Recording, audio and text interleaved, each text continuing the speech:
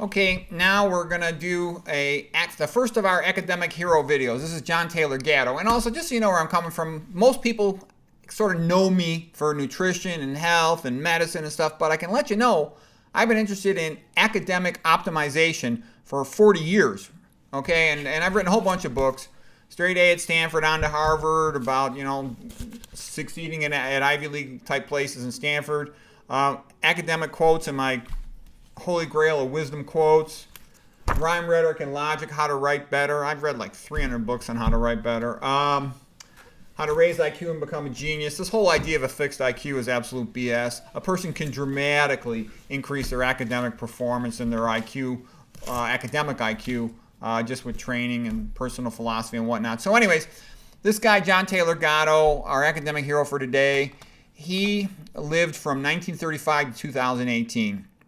He won the award as New York City Teacher of the Year 3 times. He was New York State Teacher of the Year. He's written several great books, like one of them is called Dumbing Us Down. Another one's called The Underground History of American Education. And what you do, like when you see one of these guys, is I recommend here, let me put my lights on here, is go to their like quote pages, any of these quote pages. Type in John Taylor Gatto. Go to the one, whichever is the best one. You'll find for yourself which one you like. And he's got tons of great quotes. I recommend read his books. There's some videos of him on the internet as well. And he's one of the best guys to help you really understand school. The difference between, you have to go through the so-called conventional education to get your degrees. And you will learn some useful stuff from it. But to really be well educated and to be good at thinking and all that, that comes from self-motivated learning. Okay, so here's a couple quotes from John Taylor Gatto. Role models. Imitation of notable role models as an effective spring of learning is the most ancient and effective motivation to learn. To want to be like somebody admirable. In general, the parents should be the first role model of a child. If the parents are the role model, they set a good example for the kid. Versus when kids have a celebrity athlete role model, usually the person's kind of a goof off with unrealistic life. So that's overrated. Whatever you want to be good at, find somebody who's already good at it and learn what you can from them. That's one of the fastest ways to learn. Okay, next quote from John Taylor Gatto. Self-directed learning and teaching is best. It's much more powerful than one-size-fits-all schooling. Modern kids are ahistorical. They should know about their ancestors, their own intellectual traditions. What ends up happening in modern schools, all the kids are the same age, and so they're all equally ignorant, and then they just become interested in their social clique, and that makes them even more ignorant because all they care about is their social relationships with each other of the same age, and everyone older than them they see as out of it, and so it really limits the kids. Ayn Rand's written great essays about that too. Compre Chicos was her essay. It's fantastic.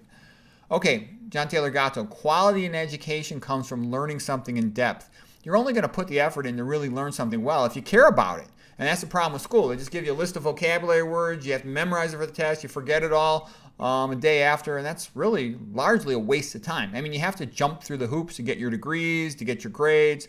That's fine. But what I'm trying to say is really developing yourself intellectually makes a big difference. And I was a perfect example that I really read a lot and talked about a lot of stuff with my dad. And that really helped me. So when I went to Stanford, even though I never took an honors class in high school, and I started out way behind, I ended up feeling like I had a big advantage in other kids from all those long conversations I had with my dad and arguing with my dad and my uncle about books. That was tremendously useful to me.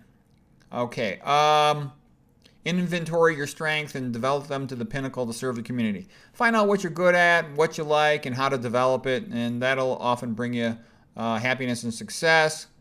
Okay, more quote from John Taylor Gatto. Deep learning should be based on the kid's goals. Yeah, like Johann von Wolfgang Goethe said. He said, in order to master a subject, a man must love it. Yeah, you have to like something to really dig deep into learning about it.